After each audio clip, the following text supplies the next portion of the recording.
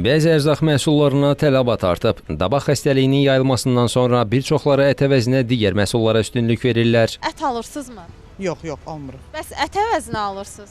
Toyuq, balıq, mərci, makaron, qriçka, belə şeylər, qaruq Qiymətlərdə artım hiss edirsinizmi? var. Nə qədər artıb?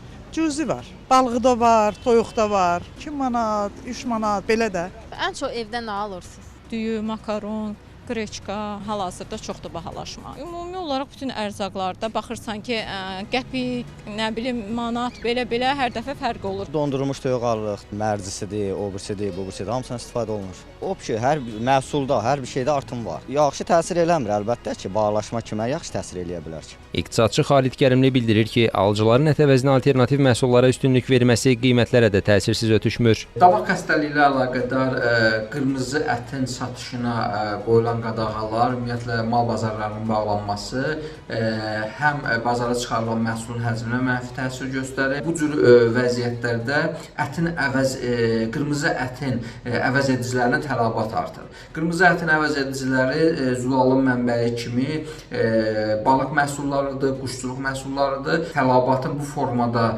yer dəyişməsi həmin məhsullara olan tələbatı artıra və onların qiymətlərinə artırıcı təsir göstərə bilər. İqtisadçı deyir ki, bazar tələbinə uyğun olaraq alternativ məhsullardan birinin qiymətində dəyişiklik baş verdikdə bu digər məhsulların qiymətlərinə də təsir göstərir. Bazar konjunkturasına uyğun olaraq əgər əvəzləyici məhsullardan birinin qiyməti və yaxud da onun təklifi dəyişərsə, onun alternativlərinə olan tələbat yüksəlir və yaxud da azalır. İndiki halda isə dabaq xəstəliyi ilə əlaqədar məhsulun mal bazarına daha az çıxarılması və alıcıların təşvişi alternativ məhsullar olan balıq və toyuq məhsullarına, quşçuluq məhsullarına tələbatı artırar və onlarda da qiyməti yüksəldə bilər. Ekspertlər bildirirlər ki, mövcud vəziyyət səbəbindən digər məhsullara tələbatın daha da artması gələcəkdə makaron, qarabaşaq və digər ərzaq məhsullarının qiymətinin daha da artmasına gətirib çıxara bilər.